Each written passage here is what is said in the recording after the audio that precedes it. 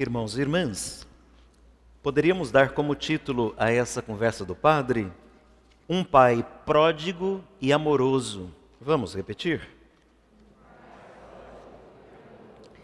Domingo passado, Jesus exortava os seus discípulos à conversão e nos revelava a face de um Deus paciente e misericordioso, sempre pronto a acolher o pecador arrependido.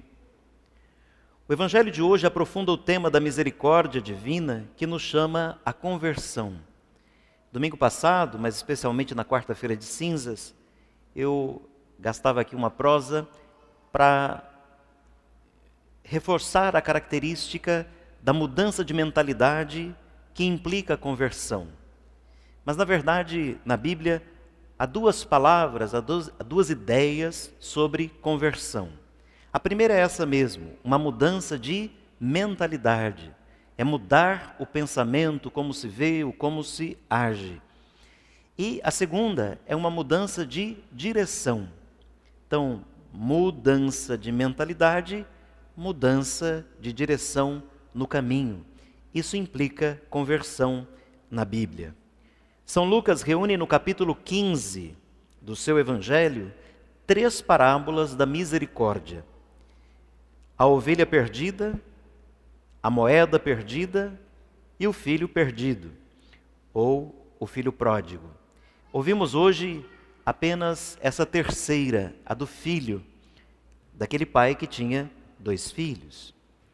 A primeira dessas parábolas, que são bastante breves, é concluída com a seguinte frase: no céu haverá mais alegria por um pecador que se converte do que por 99 justos que não precisam de conversão. A segunda parábola termina de modo semelhante. Haverá alegria entre os anjos de Deus por um só pecador que se converte. Esse mesmo clima de alegria reina nessa parábola que a gente costumou chamar do filho pródigo, que termina com uma alegre festa pelo retorno do filho. O centro da parábola do filho pródigo é o pai que acolhe com alegria esse filho arrependido.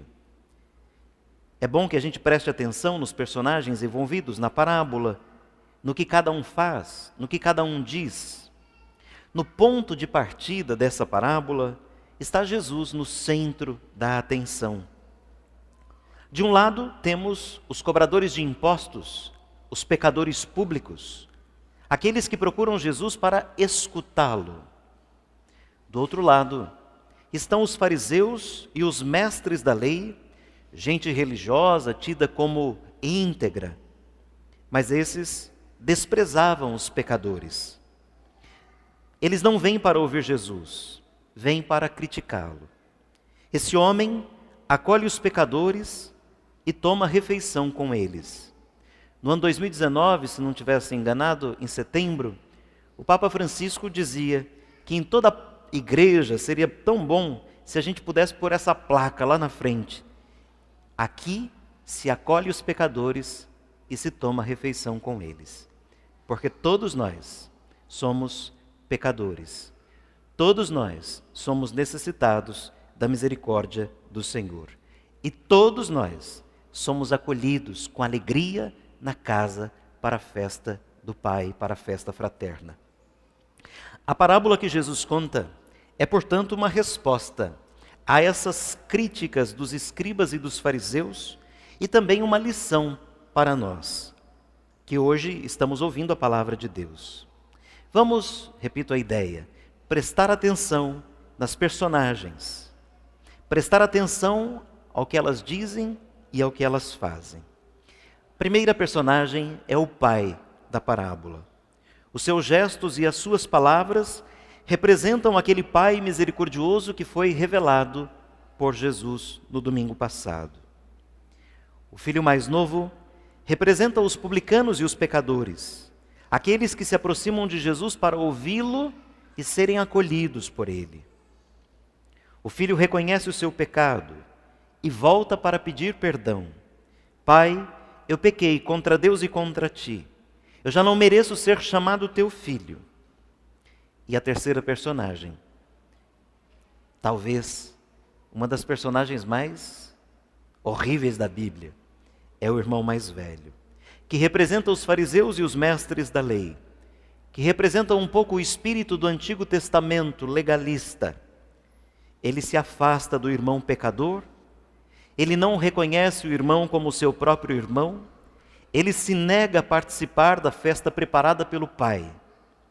Ele até considera o pai injusto. Ele não aceita a gratuidade do amor do pai a seu irmão pecador.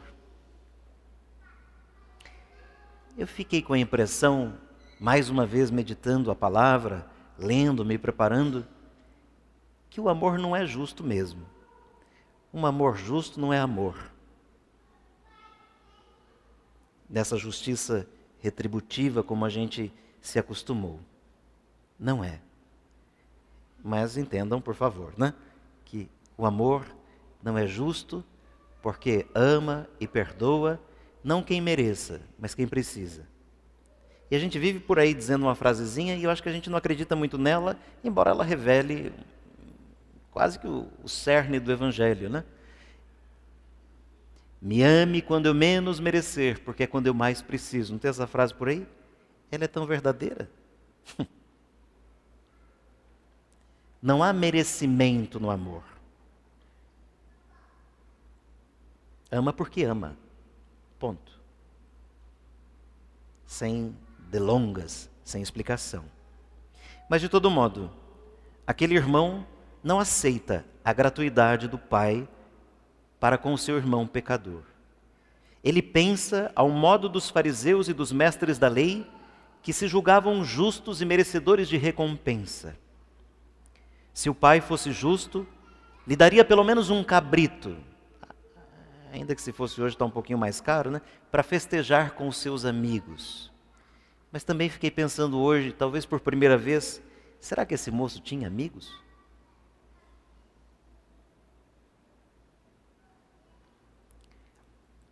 Pois ele sempre obedeceu ao pai, nunca deu vergonha para o pai, sempre esteve em casa, ia para a roça, fazia tudo o que o pai queria.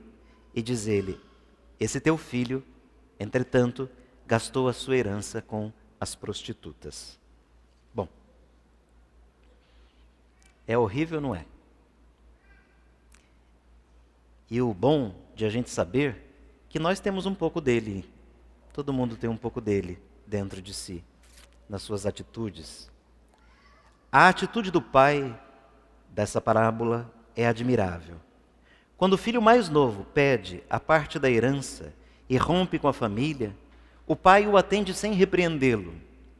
É bastante conhecido, eu nem recontei rapidinho aqui, mas um homem tem 2 filhos, o mais novo pediu parte da herança. Veja, pedir parte da herança, sendo que o pai está vivo, é matar o pai. Não reconhecê-lo. Como é que eu vou pedir parte da herança? E muitos hoje, pais, começam, quando chegam a uma certa idade, começam a repartir. Deixa para depois que eles se virem. Essa preocupação não é sua. Enquanto pode ensinar, enquanto pode fazer, enquanto pode ser, seja o mais largo no amor e na misericórdia. O resto, deixa que se virem.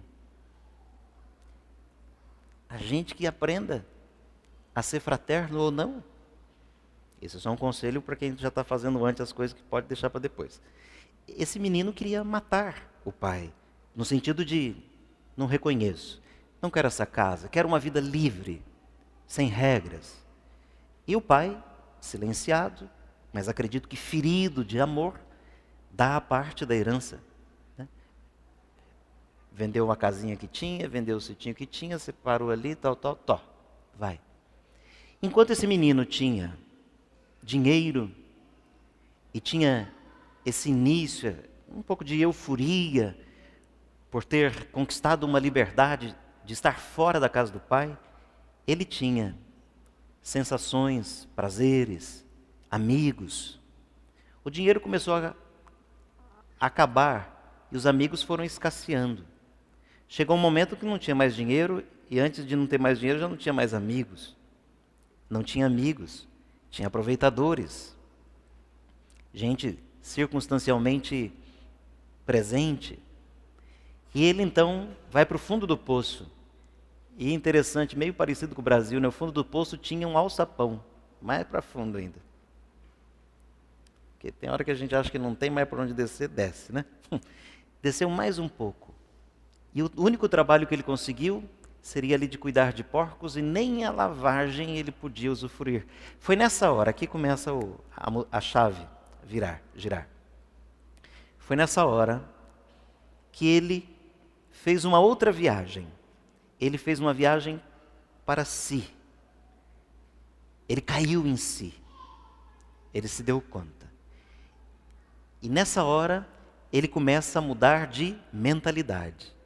Quando ele diz: na casa do meu pai, os empregados dele têm o que comer, e eu aqui morrendo de fome. Mais um passo na mudança de mentalidade. Eu vou me levantar. Segundo passo da conversão, vou mudar de caminho. Eu vou voltar. E eu vou falar, vou confessar. E esse menino então ensaia, fico imaginando que dolorido não foi ensaiar esse discurso para dizer ao pai, e que longa não foi essa viagem de volta. Se vai aceitar, se não vai aceitar, se vai jogar na minha cara, se vai me deixar lá na casinha do cachorro, se vai me deixar do lado de fora e de vez em quando mandar entregar uma marmita. Tudo coisa que é possível que a gente faça hoje, né? Mas ele voltou. E o pai o avistou. Antes que ele chegasse, o pai já ouviu, porque eu esperava. O amor sempre espera. O amor não força, espera. E então, ele até disse o início do discurso que estava preparado. Pai, eu pequei contra Deus e contra ti. Mas quando ele ia dizer que assim, não preciso nem me chamar de filho, aí o pai o abraçou, o beijou, comovido, não deixou que ele falasse mais nada. O pai tinha efetivamente dado por amor liberdade àquele menino.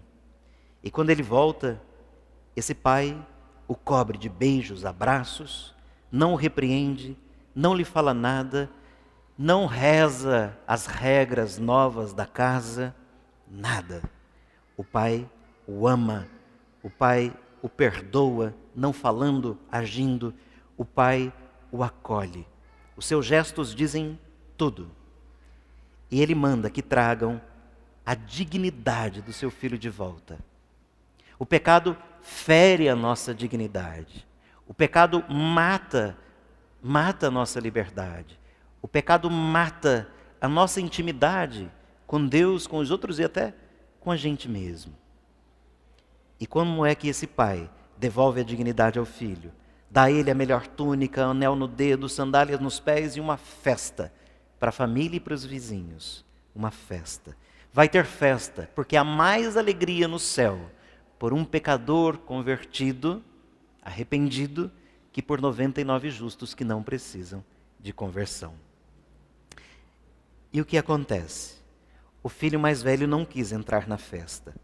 Aquele que sempre estava ali e se achava o máximo, como eu já disse, não considerava o seu irmão como irmão. Mas o pai, que deixa o filho mais novo ir, que acolhe o filho que volta, ainda vai buscar o mais velho que não quer participar da festa. Tenta reconciliá-lo com o seu irmão. Ele diz: você está sempre comigo. Tudo que é meu é seu. E era preciso festejar e alegrar-nos, porque este teu irmão que estava morto voltou a viver. Ele estava perdido e foi encontrado. Mas ele não reconhece, ele diz: este teu filho, não meu irmão. Este teu filho, não meu irmão. Sabe aquela famosa carriola que já falei aqui tantas vezes, né? Morre o pai e a mãe, tem uma carriola de herança e os filhos ficam brigados para o resto da vida?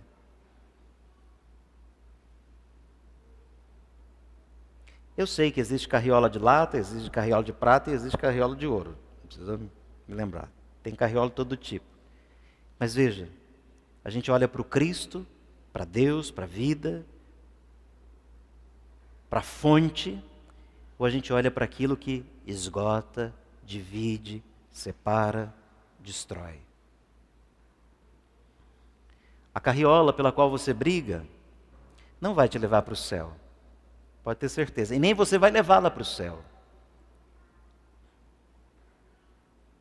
Eu sei que entre os irmãos, mesmo aqueles que mais se amam, tem lá os ciúmes, invejas, etc.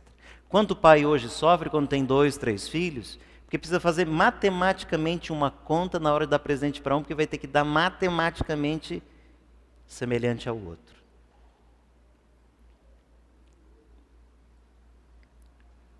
O nosso coração não é cofre, gente.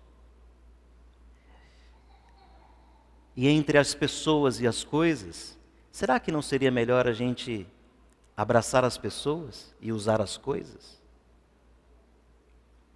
Ao invés de abraçar as coisas e usar as pessoas?